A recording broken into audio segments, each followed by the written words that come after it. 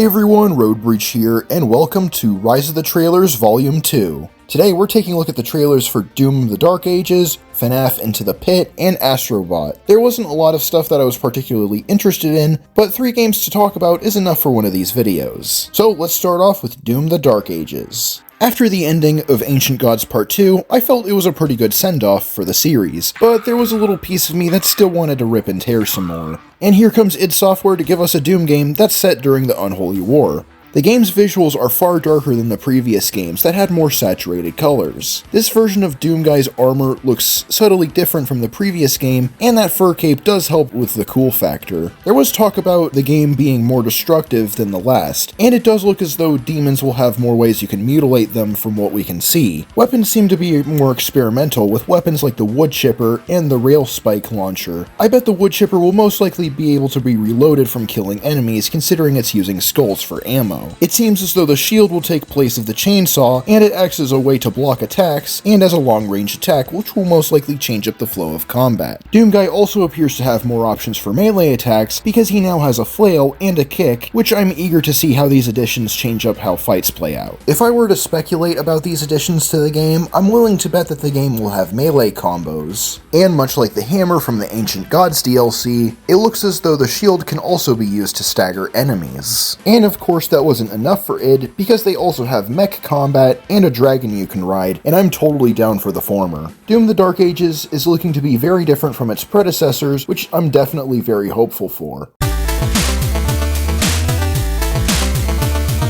Five Nights at Freddy's Into the Pit is a new FNAF game based on the first Fazbear Frights book that I need to finish reading. As far as I'm aware, there are 3 or 4 different continuities for FNAF, with this being one of them. The game goes for a retro 2D style, which I ordinarily don't think makes for very effective horror, especially since the game has a third-person perspective. But I will say that this game has some good atmosphere and some tense moments in the trailer, so I'd love for the game to prove me wrong on this. The description on the game trailer tells us about the main character Oswald being able to travel back to the past when children were murdered so he can solve a mystery. But you also need to hide from Spring Bonnie while you do this, and seeing as how the game has you looking for clues, I think the game may have some puzzle solving that could include the time travel mentioned in the description. I feel I should also discuss that particular aspect of this trailer. Five Nights at Freddy's is a very weird series if you read the books, with several characters and aspects that I may need to look into one day, but there's one aspect that I'm going to discuss right now. One explanation for Burn Trap in Security Breach was that it's not William Afton, and it's actually his agony that's possessing the robot. Agony is described as a powerful human emotion, which is one way animatronics in this series get possessed. Agony essentially acts as a black box for the trauma of people who die. So I imagine that's what's going on in this trailer. Oswald isn't actually time traveling, but the trauma for the kids who were murdered that night left an impression on the restaurant, which allowed it to essentially record what went down. A hard pill to swallow, but I can at least see what they were going for. I wasn't entirely sure what to think of this game from the trailer alone, but I like the ideas put forth, and I could see this being a good new direction for this franchise.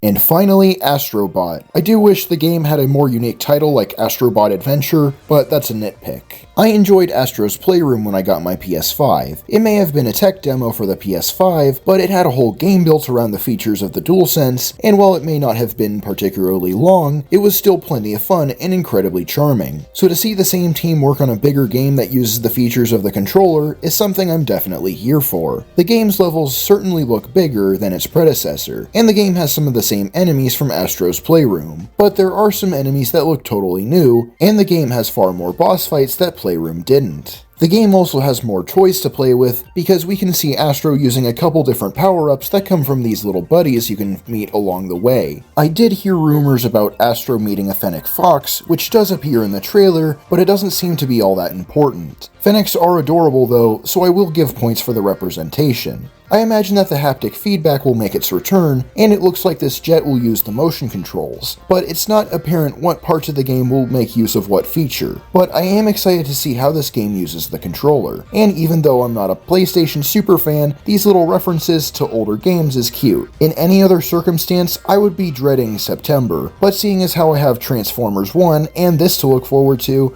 I don't think September can get here fast enough. And while we're here, I do think we can briefly bring up Metroid Prime 4. Visually, it looks great. especially for a Switch game, but the gameplay doesn't really look too different from Metroid Prime Remastered. But it does have a villain that I remember from Metroid Prime Hunters, so I'm sure that things are going to be pretty crazy in this game because he's back. Bottom line, I'm glad that this wasn't cancelled and we finally get to see what it looks like for once. Overall, the future is looking bright for gaming, because these three look like they're gonna be pretty fun. But what do you think? Are you excited for anything here? Disagree with anything I said? Let's get a conversation going. Be sure to like, comment, and subscribe, and that's all for now. Thanks for watching and gotta zoom.